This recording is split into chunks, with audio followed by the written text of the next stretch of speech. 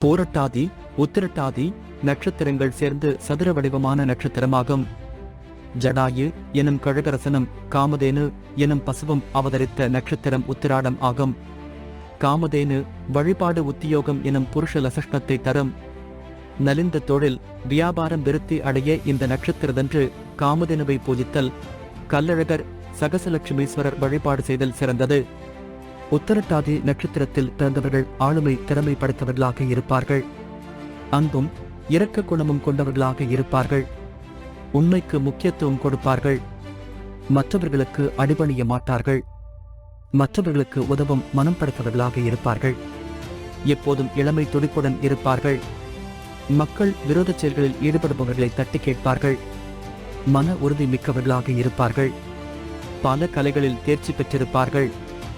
மனைவியிடம் அதிக பாசம் கொண்டவர்களாக இருப்பார்கள்.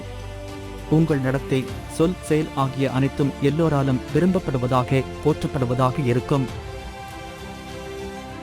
அடிமட்டத்தில் பிறந்திருந்தாலும் எப்படியாவது வாழ்க்கையில் உயர்ந்து ஆளுமை திறன் உள்ளதால் இவர்கள் எங்கும் ஜொலிப்பார்கள், வெற்றி பெறுவார்கள்.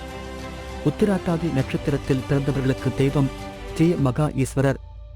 உத்திராட்டாதி நட்சத்திரத்தில் பிறந்தவர்களுக்கு கோவில்கள் சகசலட்சுமீஸ்வரர் ஆலயம் தியத்தூர், மதங்கீஸ்வரர் கோவில் திருநாங்கூர் நாகப்பட்டினம். உத்திராட்டாதி நட்சத்திரத்தில் பிறந்தவர்களுக்கு மரம் வேம்பு மரம்.